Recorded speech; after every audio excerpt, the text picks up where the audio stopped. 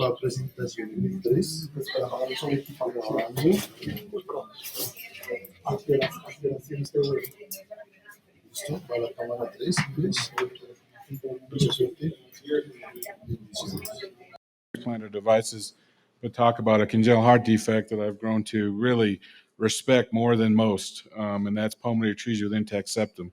It is one of those defects that we still, in some of the subsets, we really don't know what the best strategy is for how to treat these, whether we go down the single ventricle pathway or transplantation. I'd like to just talk briefly to you about some of the reasons why these higher risk patients, we prefer to go down probably a transplant pathway as opposed to a single ventricle. But so pulmonary atresia with intact ventricular septum, just some background, is a form of cyanotic heart disease in which the pulmonary valve is atretic. There's coexisting degrees of hypoplasia, both the right ventricle and tricuspid valve. It's a relatively low incidence of all the congenital heart defects we deal with about 1 to 3%.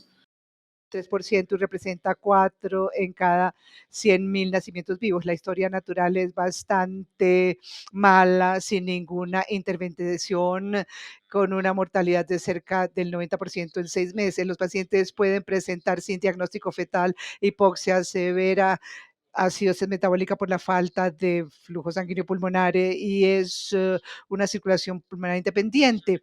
La anatomía quirúrgica es bastante fascinante. La válvula pulmonar no está perforada con distintos grados de hipoplasia o membrana atrética que hace una obstrucción y como yo les decía, hay distintos grados que determinan el cuidado y la intervención y el manejo quirúrgico. Los distintos grados de hipoplasia y no hay mucho debate en estos casos, cuál vía, 2 ventrículos, descompresión, derivar a los pacientes versus un ventrículo, pero son los pacientes que tienen enfermedad coronaria los que es el subgrupo más fascinante de esta población. ¿Y qué hacer con estos pacientes? Y vamos a hablar principalmente de eso. Y luego también tenemos el término que oímos todos y tratamos de determinar la circulación coronaria dependiendo del ventrículo derecho. Vemos coronarias que vemos que parecen terribles y llegan a la vida de Fontán los niños sin problema, pero muchos no pasan de la etapa neonatal sin algún tipo de terapia de reemplazo. Generalmente la arteria pulmonar son normales en el tracto de salida del ventrículo izquierdo, del lado izquierdo, todas las estructuras tienen un tamaño normal. Esta es una pieza de patología que pueden encontrar en IPCC, que es el Consorcio Internacional de Cuidado Cardíaco Pediátrico. Vemos ese ventrículo derecho muy hipoplásico, ventrículo derecho muy hipoplásico. La válvula tricúspide está adherente y de hipoplásica y deformada, adherida al septum. La arteria coronaria, en particular la derecha, generalmente está dilatada por comunicaciones fistulosas con el ventrículo derecho. Hay fístulas a la arteria coronaria derecha desde el ventrículo derecho, eso es común. Y estas imágenes muy bonitas de personas se pueden encontrar en la página web. Este es un ejemplo de un paciente que en efecto se le puso un Berlin Heart y luego se llevó a trasplante. Vemos la hipoplasia severa del tracto de salida del ventrículo derecho, que es característico de muchos de estos pacientes con atresia pulmonar, con septo intacto, hipoplasia severa del ventrículo derecho, casi como un ladrillo. Y esta es una imagen en donde vemos la cánula del Berlin Heart dentro del ventrículo, dilata hasta arterias coronarias posteriores. Tenemos unas buenas imágenes de ese defecto. Entonces, quiero comenzar por presentarles unos pocos casos y luego volveremos al final para hablar de lo que hemos hecho. El primer caso, estos son casos que vimos en nuestra unidad, paciente femenina de 2.4 kilos, 34 semanas de gestación sin diagnóstico prenatal de la enfermedad. El eco postnatal confirma válvula tricúspide, atresia pulmonar, fístulas coronarias, planeamos el cateterismo cardíaco que yo hago para todos estos pacientes y sospechamos que tienen anomalías coronarias o formación de fístula, pero la paciente tuvo un paro cardíaco por isquemia. Entonces, una pregunta para un paciente de un día de edad es si vamos a reanimación de emergencia, ya están haciendo reanimación o no, y vamos a hablar de eso al final. El segundo caso es un poco más gratificante, un paciente masculino de 38 semanas de gestación con un diagnóstico previo de arteria pulmonar, con tabique intacto, pero sin anomalías coronarias que podríamos detectar. 3.5 kilos, se confirmó hipoplasia de la válvula tricúspide del ventrículo derecho. Vemos en el eco fístulas, no había origen de la arteria coronaria derecha tampoco. Estamos seguros de que es una anomalía, no sabíamos si era anomalía de eco que no podíamos ver o si en efecto era atresia de la coronaria derecha, pero la función del ventrículo derecho era normal. Iniciamos prostaglandinas, también había signos isquémicos en el electro, pero sin manifestaciones clínicas. Entonces la pregunta es si decimos que este es un trasplante de corazón incompatible, en aquella época lo podíamos, si es incompatible con circulación intracorpórea, sabiendo que el tiempo de espera es largo, 8 meses o más, y que la sobrevida, como lo hablábamos, para las congénitas no era tan buena como la sobrevida para los niños que tienen las miopatías. Entonces hay que pensar también en ese tipo de caso. Y un último caso es de 4 kilos, 38 semanas de gestación, sí, diagnóstico prenatal confirmado en la vida ya postnatal. Nuevamente, fístulas múltiples de las coronarias, los en prostenas hemodinámicamente estables, se llevó al cateterismo cardíaco y vemos las anomalías coronarias severas, vemos en todas las arterias coronarias anomalías, ciertamente dependencia de perfusión coronaria al ventrículo derecho, hipoplasia severa del ventrículo derecho también. Entonces, ¿qué hacemos con este paciente? Lo ponemos para trasplante de corazón porque las anomalías son tan malas, o ponemos una derivación o un stent del conducto y seguimos por la vía del ventrículo único. Entonces vamos a volver sobre esos 3 casos al final. Hablemos acerca de los objetivos de la paliación quirúrgica para este defecto. Estos son pacientes dependientes del ducto, el flujo sanguíneo coronario depende del flujo al ducto, pero muchos se van por la vía del ventrículo único. Hacemos lo que sea para proteger los pulmones, evitar los medicamentos para mantener, o damos medicamentos para mantener abierto. Podemos aliviar las obstrucciones del tracto de salida para promover el crecimiento del ventrículo derecho. Si hay unos parámetros aceptables, como los veremos a largo plazo, optimizamos la sobrevida, disminuimos las morbilidades, optimizamos la fisiología del ventrículo único, si es la vía que tomamos, y como hablábamos también, optimizamos la parte del neurodesarrollo, pero nuevamente el manejo quirúrgico para estos pacientes sigue siendo poco claro en mi opinión. Entonces hablemos acerca de unos cuantos parámetros que miramos cuando tratamos de decidir por qué camino irnos. El puntaje Z de la válvula tricúspide es muy prominente en nuestro proceso de decisión. La presencia o ausencia de circulación dependiente de las coronarias es importante, aunque notarán en la literatura que esto es muchas veces difícil porque las mismas definiciones de lo que es una circulación coronaria dependiente varían. Vemos el tamaño del ventrículo derecho y su función y algunas guías generalizadas para el manejo. Si miramos las puntajes Z de los colegas de ECO, si es menos de -4 con circulación dependiente del ventrículo derecho, el paciente está estable, probablemente nos vamos por la vía del ventrículo único. Si hay un puntaje Z que está un poco en la zona gris, sin circulación dependiente, entonces podemos argumentar que todos los que están por debajo de 4 tendrían esa circulación dependiente, entonces optamos por la reparación, y siempre que hacemos ventrículo único nos vamos por la reparación. Y si es más de 2, descompresión del ventrículo derecho con reconstrucción del tracto de salida o derivación, si el ventrículo entonces no puede producir el flujo que se necesita para el flujo sanguíneo y pulmonar. Y luego el grupo interesante son los que tienen enfermedad severa de las coronarias, consideramos el trasplante en todos esos pacientes. Entonces, la reparación biventricular es muy estándar para cualquier programa que haga ventrículo único o cirugía biventricular, válvula tricúspide adecuada. Queremos un ventrículo derecho tripartita, es decir, las 3 secciones, la entrada del cuerpo y la salida, y consideramos el tracto de salido que están muy hipertróficos. La decompresión del ventrículo derecho con una derivación sucede la mitad de las veces, en la mayoría de la literatura significa una resección agresiva del tracto de salida del ventrículo derecho, una población muy buena que salió recientemente en técnicas para mirar distintas formas de resecar el tracto de salida del ventrículo derecho en los pacientes que llevamos a reparación biventricular. Es muy, muy detallada y vale la pena mirar ese artículo.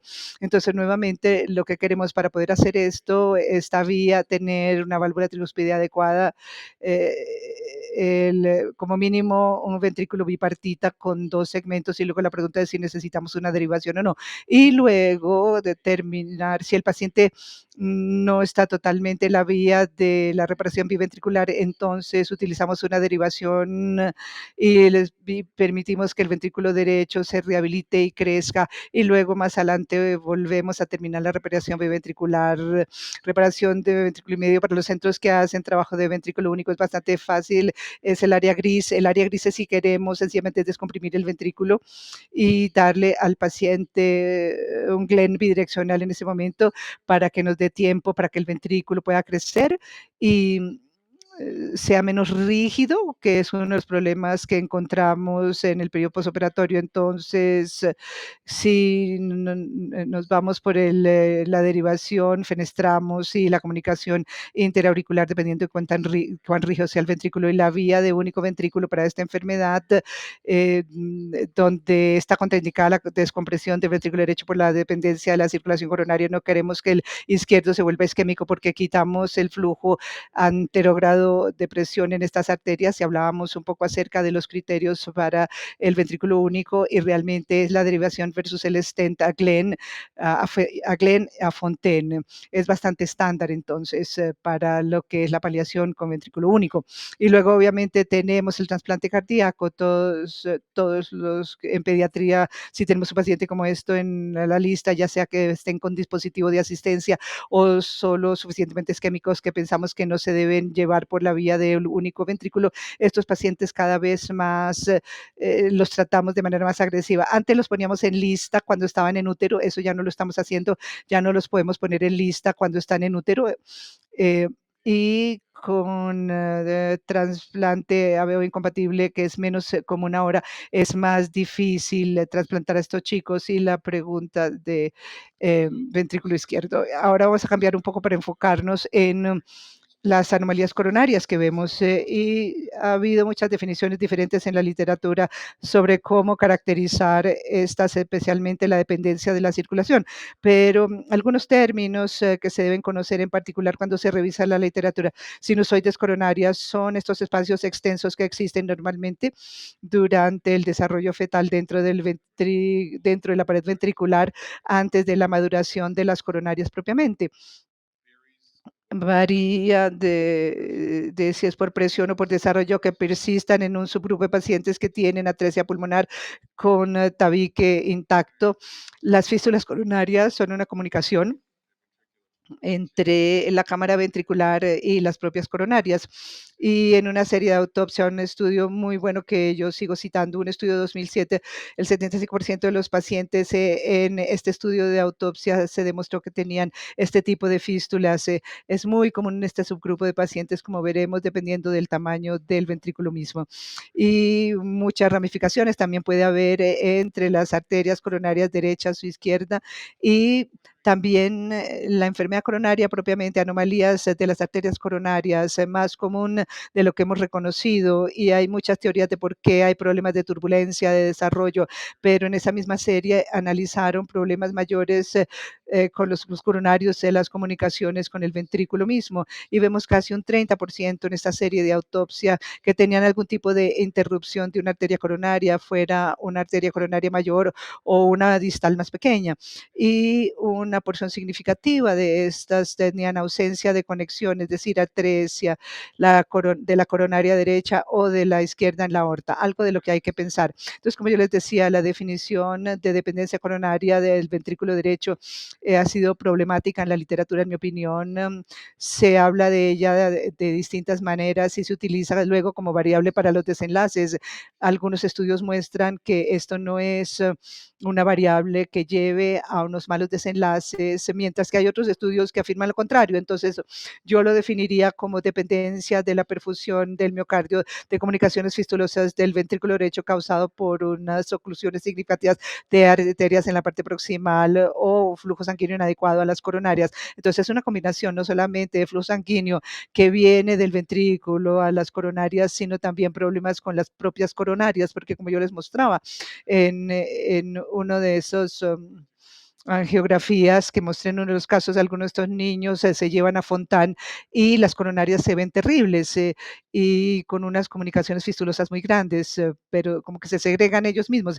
Em, Otra definición que es bastante estricta en la literatura es dos o más de las coronarias mayores, la circunfleja, la derecha, la izquierda, o cualquier presencia de atresia coronaria. Y si miramos en la literatura, vemos enfermedad coronaria significativa hasta en un 30% en algunos de estos pacientes. Y nuevamente, este es un estudio que ha sido citado, se ha citado en la literatura una y otra vez esta imagen del doctor Hanley de los años 90 con la presencia de fístulas que inversamente tienen relación con el tamaño de la válvula tricúspide. Esto se mostró hace muchos decenios y esta es una imagen muy buena de uno de nuestros morfólogos en el atlas de la Sociedad Internacional de Nomenclatura. Vemos una arteria coronaria izquierda muy dilatada con comunicación fistulosa al corazón derecho, arteria derecha atrética, coronaria derecha atrética y atresia también de arteria pulmonar.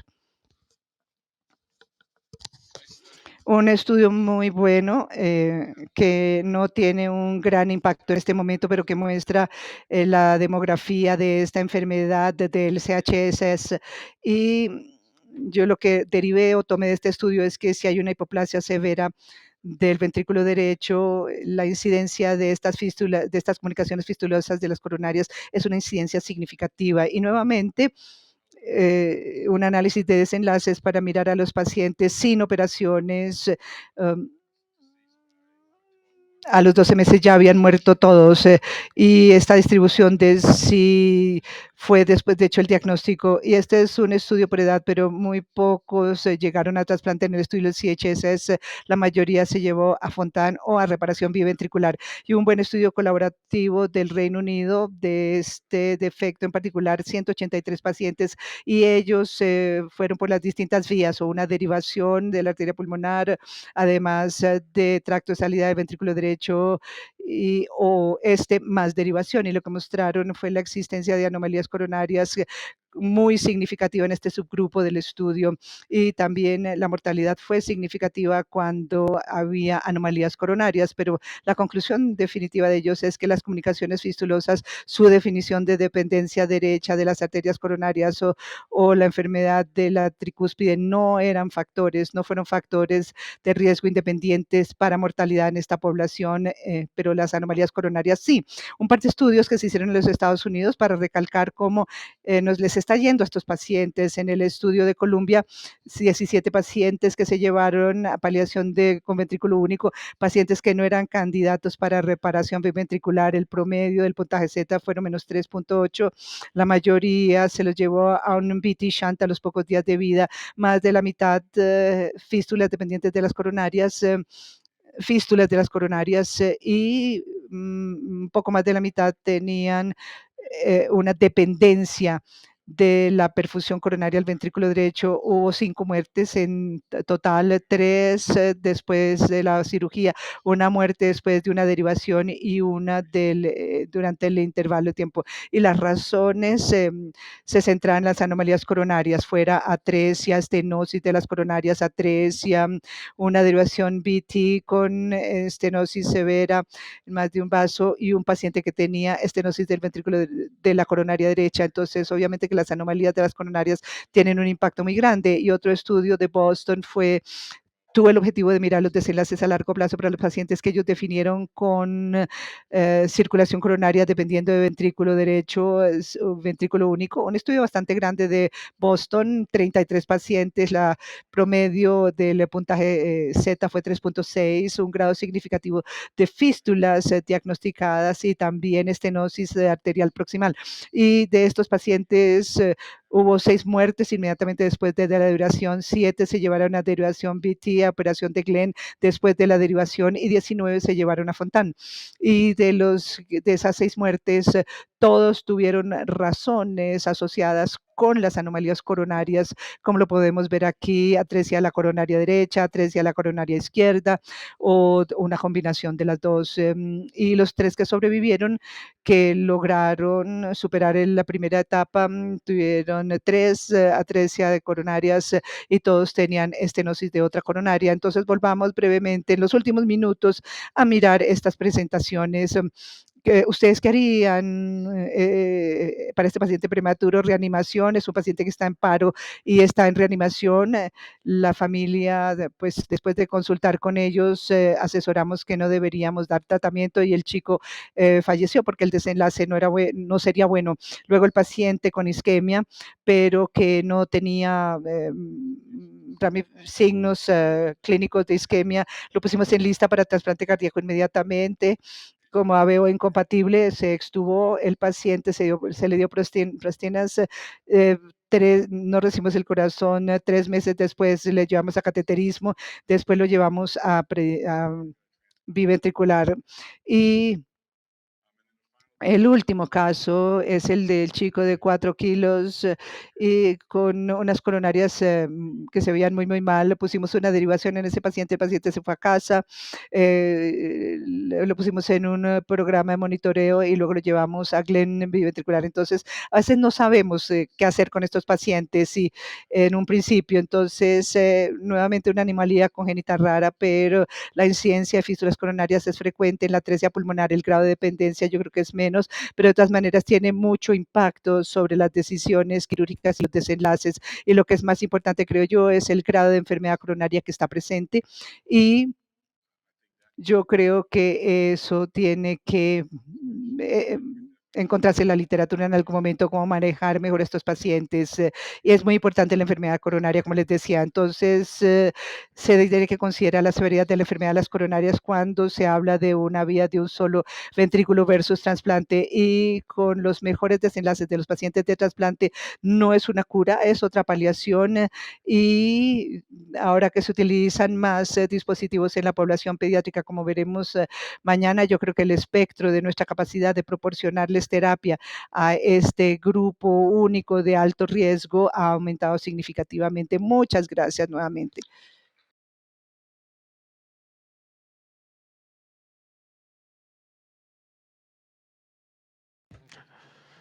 Dr. St. Louis, thank you so much.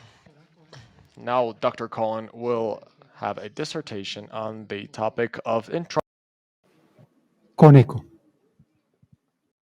Buenas tardes con todos. Creo que ya se deben estar cansando de oírme hablar, pero bueno, vamos a hablar sobre la toma de decisiones en el quirófano y hacer imagen en el perioperatorio. Esto realmente es una conferencia sobre una opinión. No hay tantos datos sobre este tipo de interacciones.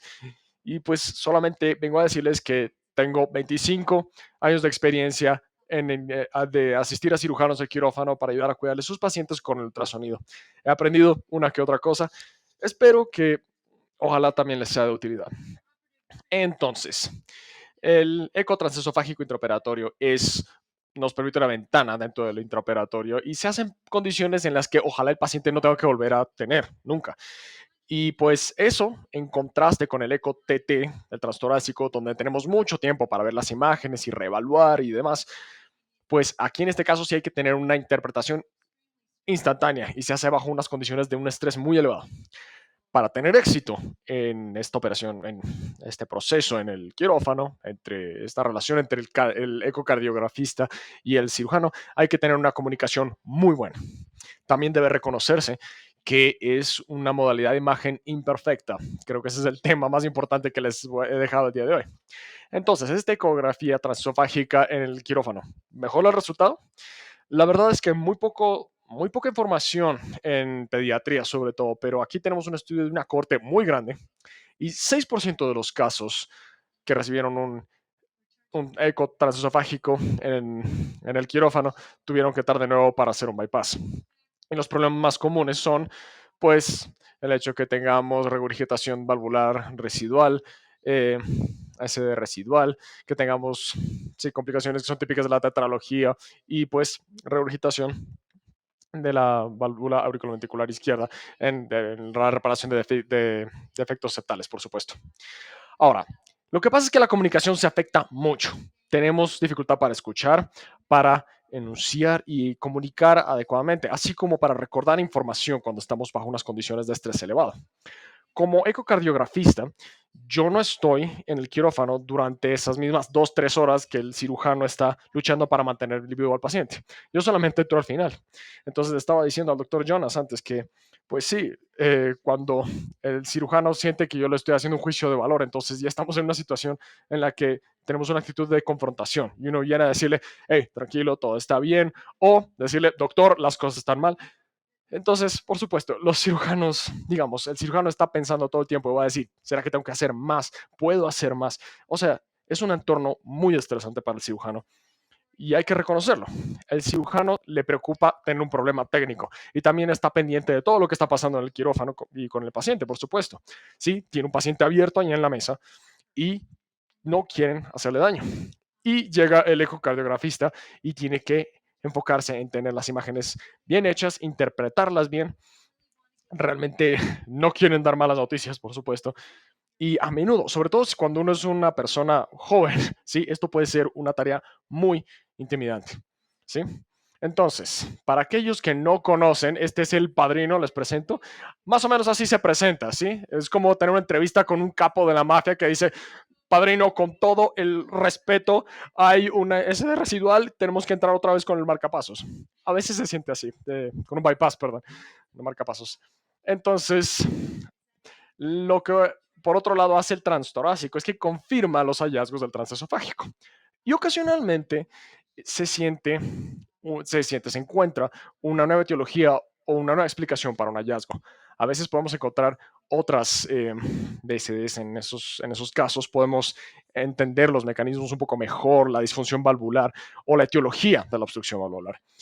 Y también nos permite evaluar la función valvular y ventricular antes de entrar en este estado de sedación y parálisis, que no es lo mismo que tener un bebé activo en la consulta pediátrica.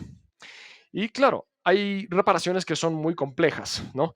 Y eso me puede también ayudar a mí a prepararme a ver cómo consigo los ángulos perfectos. Y así, por ejemplo, encontrar, digamos, el mapa de flujo cuando estaba haciendo, por ejemplo, una reparación biventricular compleja, ¿sí? Ahora, en cuanto al transesofágico intraoperatorio, creo que sabemos que incluso sin datos, ahí por supuesto se encuentran lesiones residuales importantes y a veces son lesiones nuevas. Le ayudamos al cirujano a identificar si es que hay aire en el corazón y después podemos cuantificar los efectos de poner un bypass coronario, ¿no? Si es que se puede ver la función ventricular, su desempeño, etcétera. Y ciertamente cuando el paciente no se le puede retirar el bypass, le podemos ayudar al cirujano a ver exactamente por qué.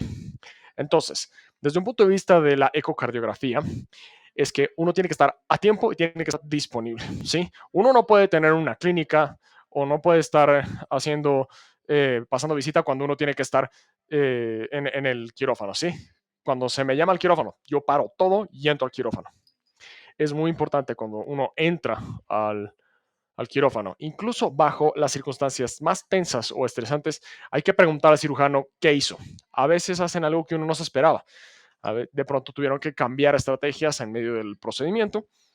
Y otra cosa que también le pregunto siempre al cirujano cuando entro al quirófano es, tal vez hay algo, doctor, que le preocupa, ¿sí? Porque si les preocupa algo, puedo primero enfocarme en eso y quitar la tensión primero, ¿sí? Digamos, me preocupa la válvula aórtica, ¿sí? Entonces le puse un punto ahí, no estoy seguro cómo quedó. Entonces uno dice, muy bien, ya no hay regurgitación aórtica. Entonces el cirujano se calma, yo también me calmo y puedo tomar un poco más de tiempo. Se confirma si el diagnóstico preoperatorio fue el correcto. Perdón, acabo de mostrar esto, disculpen. La otra cosa que es importante es que de verdad es necesario hacer barridos completos del corazón. Y esto lo he visto pasar muchas veces, porque a uno se le pueden pasar lesiones residuales si es que uno no está haciendo un barrido del corazón de un extremo al otro. También se reconoce que los cirujanos, sobre todo los que tienen más experiencia, son muy buenos para interpretar estas imágenes con nosotros. Son muy buenos ecocardiografistas. Entonces, realmente las hacemos juntos. Y se necesitan algunos minutos para documentar los hallazgos, ¿sí? Teníamos un cirujano en mi institución que apenas yo ponía el traductor, me decía, ¿usted qué ve? ¿Qué ve? Yo digo, doctor, por favor, 5 minutos, tengo que ver todo primero y necesito por lo menos 2 vistas para confirmar un hallazgo, ¿sí? Si es que uno se adelanta y dice, no hay BSD residual. No, disculpe, no, aquí hay una tremenda. Eso es terrible para el cirujano. Y por supuesto, uno tampoco quiere demorarse mucho, ¿no? Porque ese silencio es un momentote muy tenso para la gente del quirófano, ¿no? Otra cosa importante, y esto también lo aprendí a lo largo de los años, y es que por favor no se dejen presionar. Dice, ¿está seguro usted de que tiene regurgitación mitral? Sí, doctor, sí estoy seguro. Uno tiene que estar firme en sus observaciones porque el cirujano no quiere volver a entrar a arreglar un bypass cardiopulmonar, ¿sí? Ahora, no estoy diciendo que siempre lo tienen que hacer, claro, pero uno tiene que ser sincero y frontal con lo que dice. Tiene que hablar directo y claramente al cirujano. No le diga, se ve bien. No, tiene que dar hallazgos positivos, pertinentes y claros, y negativos también. Antes de tener esa atención del cirujano, el cirujano está pendiente de muchas otras cosas, ¿sí? Porque acaban de salir de un bypass. Entonces uno trata de sostener la mirada al cirujano y le dice, ¿está usted listo para decirme qué está pasando? Yo creo que eso ayuda mucho, ¿sí? De sus hallazgos de forma concisa y asertiva, decir, estos son los hallazgos, aclare cualquier hallazgo no esperado y pregunte si es que tiene alguna pregunta antes de quitar el transductor. Y asegúrense de que les oyen, porque a veces interpretan lo que usted dice de otra forma, ¿sí?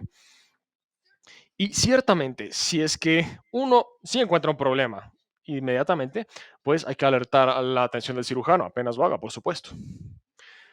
También hay que saber decir no sé, confíen. O sea, la confianza en el quirófano es esencial. Y a veces hay que pasar un poco más de tiempo y se necesita algo más de tiempo para confirmar lo que uno ve. Y uno siempre puede llamar a un compañero, incluso, o sea, yo no entro al quirófano todos los días, pero hay personas que tienen más experiencia en mi institución. Y esencialmente yo sí estoy disponible para los otros ecocardiografistas, los que son más jóvenes. Si es que algo les preocupa o si algo no saben, pues puede pedirnos una intervención. Eso también ayuda mucho. Y algunas veces, cuando realmente no estamos seguros si es que tenemos un hallazgo residual importante o no, pues siempre podemos preguntar al cirujano. Puede ser tener que ver con la saturación o se pueden medir las presiones de la arteria pulmonar. A veces eso alivia mucho, o más bien, eso nos hace saber si es que esto es significativo o no. Uno de los hallazgos más importantes también es que a veces el cirujano no puede hacer nada más. Incluso si nosotros pensamos que el paciente debería volver al bypass cardiopulmonar, a veces el cirujano sabe y reconoce que no hay nada más que se pueda hacer. Nosotros debemos aceptarlo y reconocerlo. Y hay que saber que el paciente está en la mejor condición hemodinámica, la mejor que pueden tener. ¿Sí? Entonces, ¿cuándo se equivoca el ecocardiografista? Cuando encuentran algo que no han visto, y eso ciertamente eso pasa con la experiencia. eh, a menudo cuando hay algo ahí que uno no está buscando, ¿sí? O si es que, digamos, un problema que no tiene nada que ver con la reparación, cosas se pasan. O a veces no hay tiempo para hacer una evaluación completa. A veces pasa por el estado hemodinámico del paciente y ahí sí no hay nada que hacer. Por supuesto, también tenemos transductores que funcionan como una sonda y ciertamente se nos pueden pasar lesiones debido a que pasan a diferentes profundidades. Y claro, si no se hace bien el barrido. Hay que conocer las limitaciones de nuestra modalidad. El diagnóstico confiable en el quirófano depende también de la luz que hay, el transductor que se utiliza, la configuración de la máquina, la sensibilidad al color que tenemos en la máquina y también si es que el paciente tiene una disfunción ventricular intraoperatoria. Eso puede tener un gran impacto sobre por ejemplo, la regurgitación de las válvulas auriculoventriculares, ¿sí? Entonces es importante reconocer que un paciente que sale de un bypass cardiopulmonar no es el mismo paciente que está despierto allá en la UCI, tiene fisiologías distintas. Aquí tenemos un ejemplo de lo difícil que puede ser hacer una evaluación acertada, sobre todo de la regurgitación mitral en el quirófano. Este es un estudio que hicimos hace algunos años, pero tocó repetirlo y tuvimos los mismos hallazgos, solo que no los han publicado. 40% de aquellos que tienen una regurgitación mitral leve o severa, de hecho, tenían una regurgitación severa o moderada en el seguimiento. Y más de la mitad de los que decíamos que eran moderados, en realidad eran leves en el asegurado, en el seguimiento. O sea, en realidad es muy aleatorio. Aquí tenemos un paciente que tiene una regurgitación auriculoventricular preoperatoria muy severa. Aquí tenemos el estudio intraoperatorio. Perdón, es esta reproducción. Eso, ahí sí. Entonces, en el quirófano, bajo estas condiciones, vemos que la regurgitación se veía bastante bien, muy, muy leve. 3 días después volvimos a ver y esto es lo que encontramos. Entonces, la hemodinamia es sumamente importante también. Aquí tenemos un paciente al que se le hace una reparación intraseptal con un, perdón, con un soplo y sí, con 75 milímetros de mercurio de presión y a los 5 minutos ahí estaba la regurgitación. Mucho más importante. Entonces, esto no es tan satisfactorio, pero pero si no hay regurgitación en el quirófano, es lo más probable que así se mantenga. Y si es que hay una regurgitación severa en el quirófano, probablemente empeore durante la recuperación. Y si es que estamos en una regurgitación leve a moderada, la verdad es que no sabemos predecir muy bien cómo va a resultar eso en el postoperatorio. También, la tromboembolia también altera eso, ¿sí? No sé si alguna vez han utilizado han encontrado la terminología en una VSD intramular, se describió muy recientemente, y ocurre en reparaciones conotroncales en el cual el ventrículo izquierdo está demasiado unido a una arteria muy grande, entonces la tetralogía o una transposición de grandes vasos. Entonces, en ese caso, el parche debería unirse al pliegue ventrículo infundibular. Y cuando eso ocurre, forma una comunicación muy compleja entre el nuevo ventrículo izquierdo y el cuerpo del ventrículo derecho. Aquí hay un artículo escrito por el Dr. Belli que muestra esta VSD sumamente compleja con varias salidas. Desgraciadamente, estos defectos se pueden exacerbar a lo largo del tiempo a medida que regresa la hipertrofia y el canal puede extenderse, puede volverse más grande. Desgraciadamente también el cirujano tiene una dificultad enorme para ver esto. Generalmente son muy anteriores, tienen unos anillos muy mal definidos, puede haber varios canales, de manera que pueden ser muy difíciles de abordar. Hicimos un estudio hace algunos años y aquí se fijaron en pacientes que habían recibido cirugía conotroncal. Y se fijaron los pacientes que tenían un VSD intramural y otros tipos de VSD residual. Y se encontró que todo marcador de mal pronóstico, de hecho, implicaba que se necesitara volver a quirófano, ECMO o incluso muerte por muchos eventos fatales. Todos estos subían si es que tenía un defecto intramural comparado con otros tipos de VSD. Y así es como se ven estos defectos en el quirófano. ¿Sí? Podemos ver que el parche está como angulado y es paralelo a la aorta en lugar de estar bien pegado a la aorta. Y aquí vemos el parche y vemos este defecto muy complejo con múltiples canales que entran dentro de la cámara del ventrículo derecho. La imagen del epicardio, aquí no vamos a poner mucho tiempo porque es dependiente del usuario, aunque puede ser bastante útil, sobre todo en pacientes en los que estamos buscando a las estructuras extracardíacas. Y esto nos puede ayudar a visualizar reparaciones, es especialmente útil en el switch arterial. Es muy bueno para ver la vasculatura pulmonar y así como la reimplantación de arterias coronarias. Nos pueden dar una visualización excelente. Este es realmente uno de los momentos más oportunos en los que podemos aprovechar esta modalidad. También quisiera hablar de algunos casos antes de que acabe el tiempo. Aquí tenemos un ejemplo de algo que se nos pasa, por ejemplo, algo que no estamos buscando. Aquí tenemos una conexión venopulmonar totalmente anómala.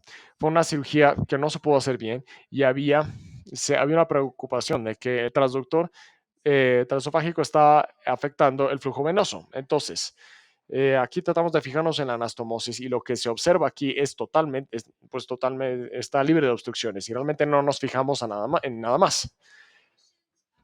Pero el paciente tenía cianosis. De hecho, justo después de la cirugía tenía cianosis y se pensó que era por la enfermedad pulmonar, por haber estado enfermo antes de la cirugía. Pero después seguimos investigando y de hecho estábamos haciendo un eco transtorácico para reducir de ver un foda manual persistente. ¿Alguien me dice que está mal aquí? No sé cuántos ecocardiografistas tengamos acá, pero ¿alguien me puede decir cuál es el problema? Sí, entonces por aquí tenemos la inyección del contraste. De manera que el cirujano conectó la vena cava inferior con el atrio izquierdo. Entonces la reparación no solamente conecta la confluencia de las venas hacia el ventrículo, hacia la aurícula izquierda, sino que también necesita cerramiento.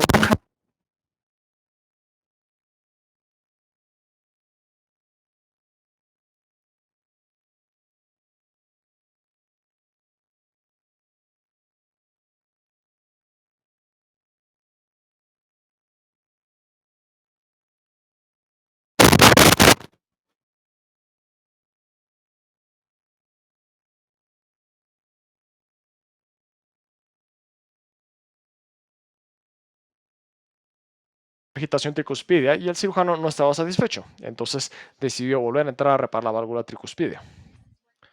Y así es como se veía después del segundo barrido para el bypass.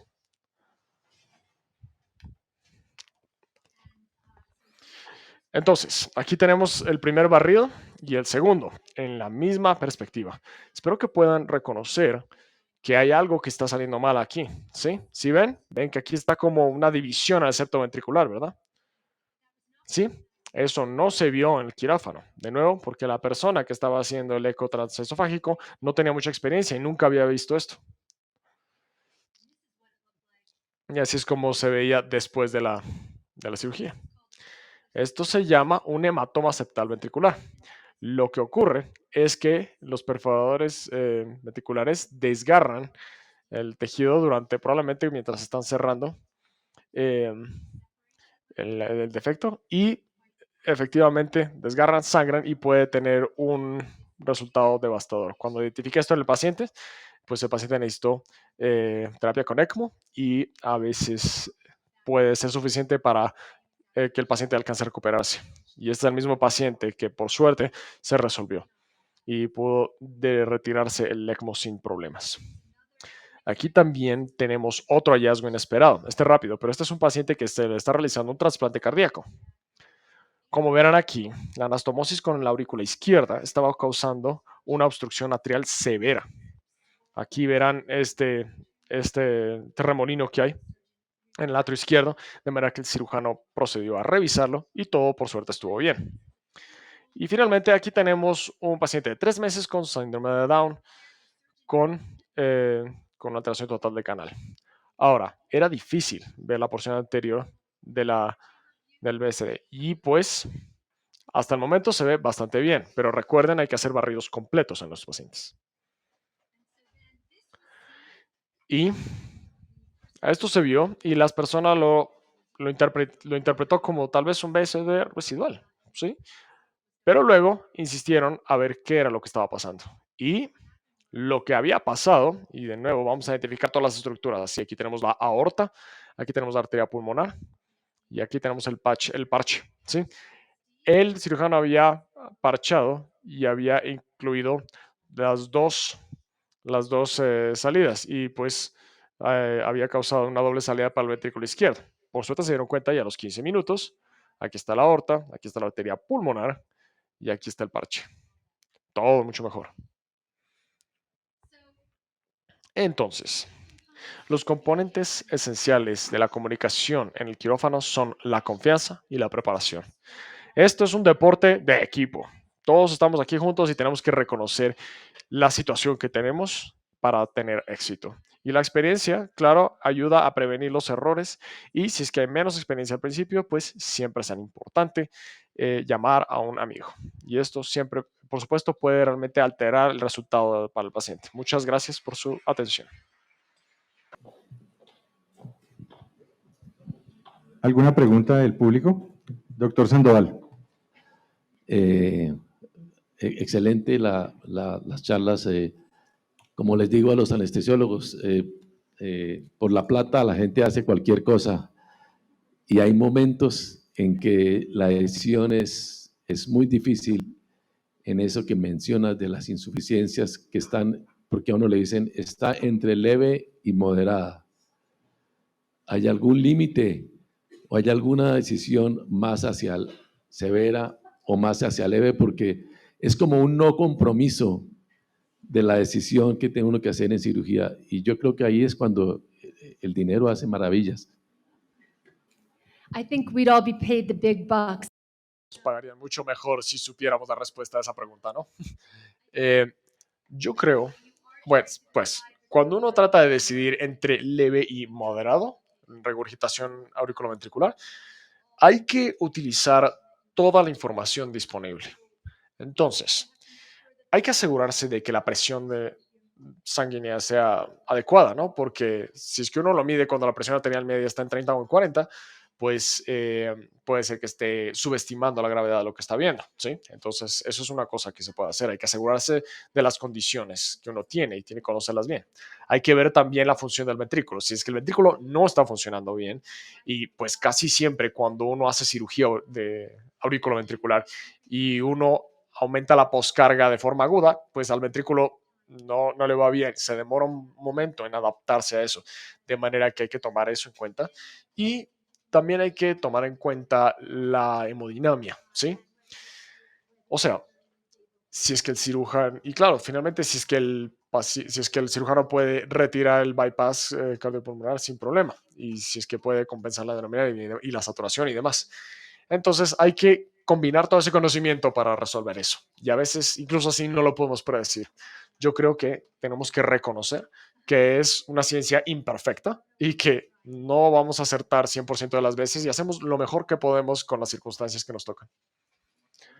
Sí, no, mi comentario era que, así como decía usted, Meryl, sobre la falta de experiencia, o sea, yo llevo 20 años en esto, ¿sí? Cuando yo empecé a hacer estos canales, yo tampoco entendía la anatomía, ni las ramificaciones, ni las consecuencias de todos los puntos que ponía. Entonces, un cirujano joven ahí que dice, no, sí, yo hice una buena reparación, ¿sí? Hicimos la prueba con agua, pero puede estar equivocado. Entonces, realmente, o sea, es lo que ve el cirujano ahí y uno dice, sí, pues, o sea, hice una buena reparación, eso te le va a ir bien, etcétera, ¿sí? Realmente yo creo que es una acción simbiótica porque dependemos el uno del otro. Y claro, por supuesto, si es severo, pues es severo, ¿sí? Pero en esas áreas grises, yo creo que la experiencia de la ecocardiografía, del ecocardiografista y del cirujano son vitales. Sí, a mí me encantaron ambas presentaciones, la verdad. Meryl, yo solo quiero enfatizar ese punto que usted dijo. La comunicación es increíblemente importante. Es importante que el cirujano explique al ecocardiografista número uno, lo que hicieron. Número dos, qué es lo que ellos consideran, que es el problema más grave que tienen, ¿sí? Ese es un ejercicio sumamente útil para el cirujano, ¿sí? La autocrítica para el cirujano y decir, vea, ¿sabe qué? Yo creo que yo realmente no viví en ese borde del parche que bajó exactamente como yo quería que bajara, ¿sí? Entonces, a las 10 en punto va a haber una BCD residual, ¿sí? Ahí es donde necesito que me ponga atención, por ejemplo. Entonces, claro, si es que uno logra que el cirujano diga eso y ahí está poniendo a prueba también la capacidad del cirujano para la autocrítica. Número dos, tanto usted como el cirujano, ¿sí? Tiene la capacidad de influir sobre lo que ven, ¿sí? No solamente al subir la ganancia del aparato y ponerle color a la imagen, sino que también es importante entender que usted y el cirujano pueden tener influencia sobre la fisiología al hacer transfusiones, ¿sí? Uno diría, a ver, dónde gustaría usted que ponga el gradiente? ¿Sí? Entonces, digamos, no sé, súbala hasta 25 y ahí podemos hacer que el gradiente suba de 5 a 40. O, de otra manera, decimos, hey, está bien, no empecemos con dopamina a este paciente, ¿sí? Puede ser que tengamos que utilizar algo de gradiente sobre sus válvulas. Quizá podemos no poner la dopamina, ¿sí? Pero uno también puede influir sobre la presión de llenado. Una de mis frustraciones más grandes era que me llegara un ecocardiografista muy joven y me dijera que el resultado de la cirugía y pues que todavía estábamos con el bypass, ¿sí? ¿Sí? Entonces, hay que saber exactamente en qué punto de la operación está. Y eso es parte de la comunicación, ¿sí? Hay que avisar al ecocardiografista. Sí, todavía estamos como la bomba, sí. Entonces, yo creo que todavía puede reservarse ese gradiente porque todavía tenemos el bypass completo. Sí, incluso cuando yo les escucho decir eso, yo siempre siempre les pregunto, doctor, ¿usted ya terminó? Sí, pero uno también puede entrar y decir, vea, solamente transfunda al paciente, ¿sí? Suba la presión de 5 a 15, a ver qué le pasa a la válvula izquierda, a la válvula tricuspidia, perdón. Uno puede encontrar ahí ese cambio, ¿sí? O sea, igual que un cirujano puede empezar a abrir la línea venosa y bajar la presión, o sea, usted no se dará cuenta que estaba bajando la presión venosa y eso baja seguramente la regurgitación. Entonces, eh, se puede influir sobre eso y usted también. Sí, sí.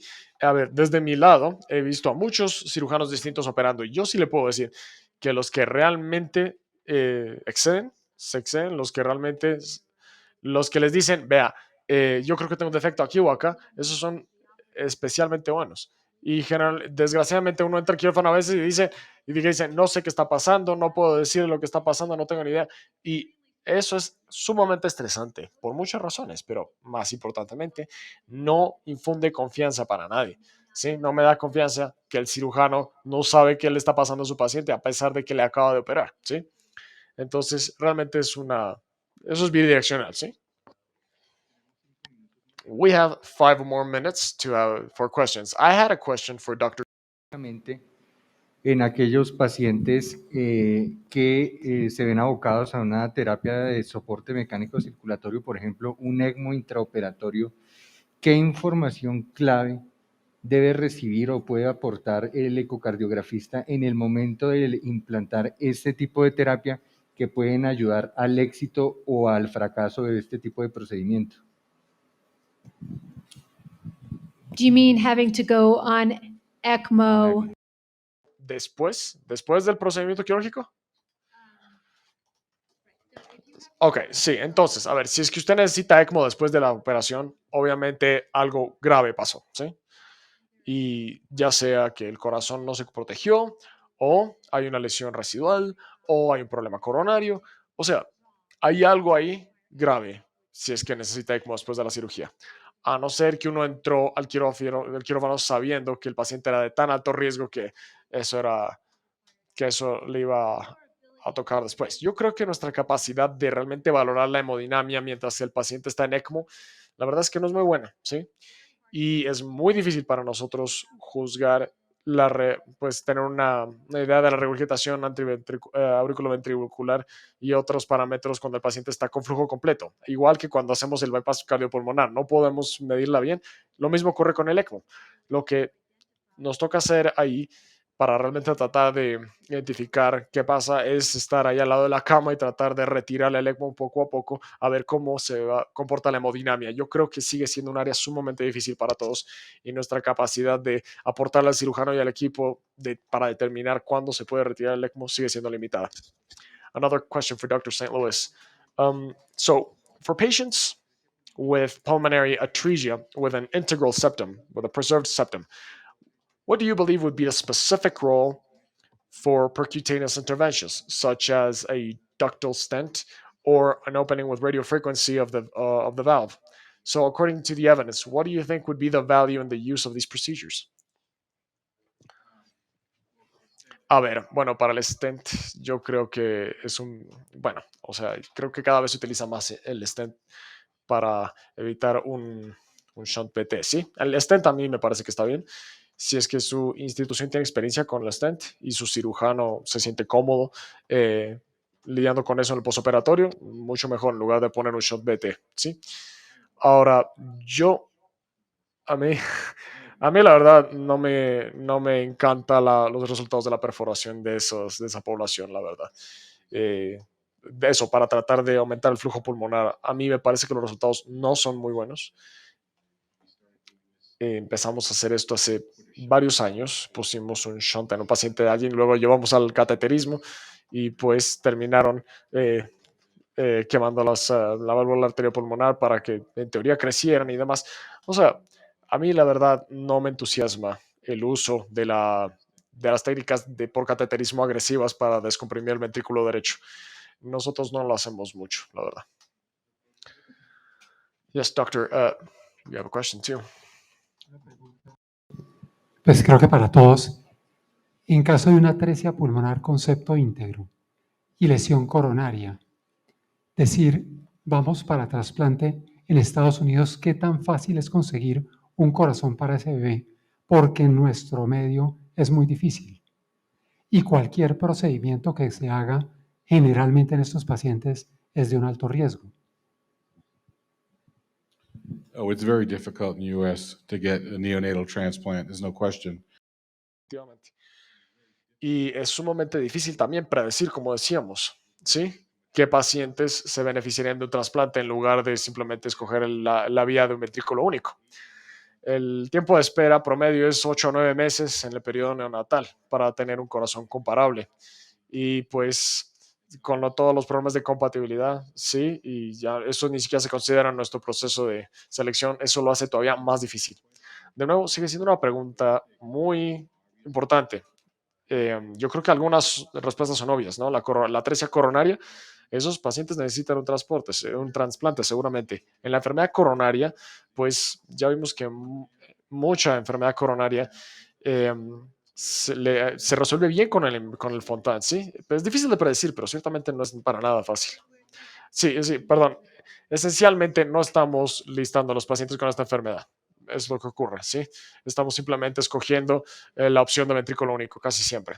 Yo no puedo decir que no hay pacientes que no han tenido muerte súbita, porque sí ocurre, pero si uno está esperando un trasplante y hay mucha morbilidad asociada a eso, pues hay que sopesar los riesgos y las ventajas y demás.